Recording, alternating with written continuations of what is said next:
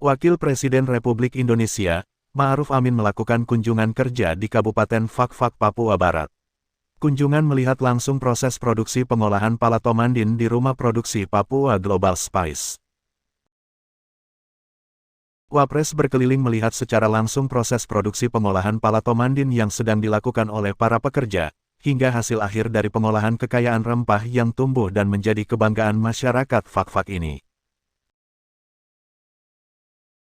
Pengembangan komoditas unggulan lada, cengkeh, dan pala termasuk ke dalam proyek prioritas nasional dalam RPJMN tahun 2020 sampai tahun 2024 khususnya di Provinsi Papua Barat.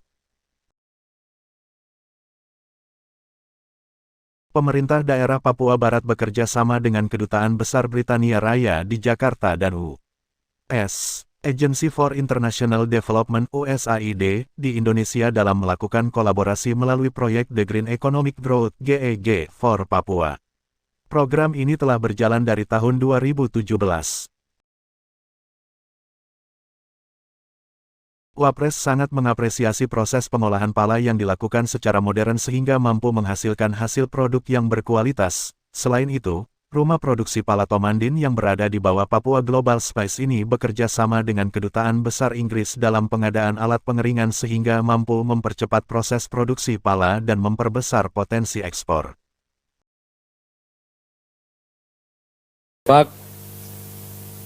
Dan yang pertama adalah ke tempat pengolahan pala.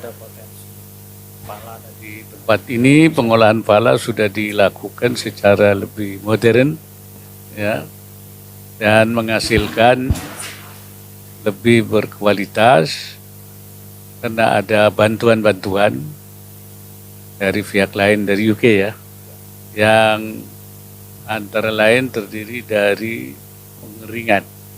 Pengeringan ini menjadi lebih baik. Waktunya lebih singkat. Yang biasanya dulu pakai apa? Diasap ya. Itu bisa memakan waktu 20 hari. Melalui alat ini menjadi 10 hari. Dan bukan dipanasin tapi didinginkan. Ini prosesnya didinginkan menjadi kering. Jadi ini terbalik ya teorinya.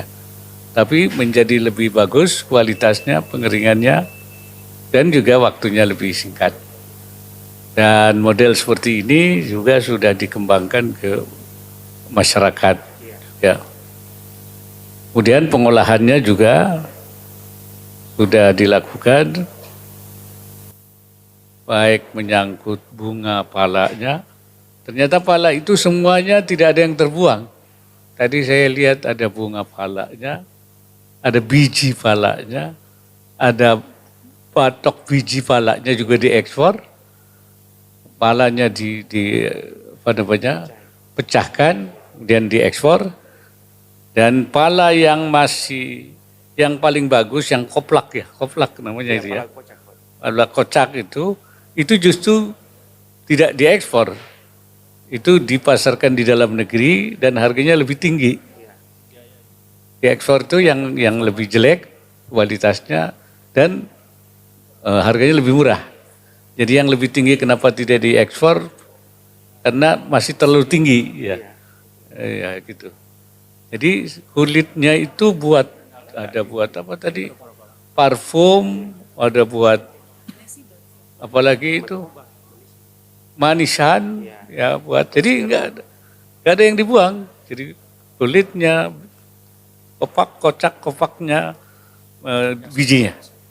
Jadi ada beberapa yang tadi masih diperlukan, kita akan coba mintakan bantuan di pihak terkait, yaitu nilainya lebih tinggi kalau bijinya itu dibuat butter magnet ya, butter magnet kayak butter begitu, ya kayak mentega, tapi itu memerlukan mesin khusus yang belum dipunyai ya.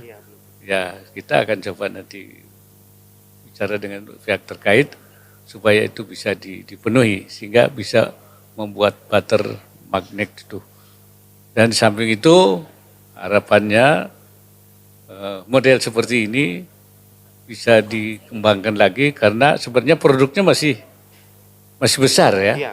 Bupati Fakfak Untung Tamsil menyampaikan pemerintah Kabupaten Fakfak bersama para pemangku kepentingan sedang berupaya meningkatkan lahan penanaman pala sebagai upaya untuk meningkatkan hasil produksi tahunan. Hasil produksinya 18.000 ton per tahun, dari 16.000 hektar.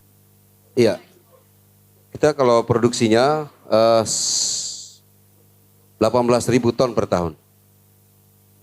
Iya, dari 16.000 hektar. Iya, 16.000 hektar yang produktif.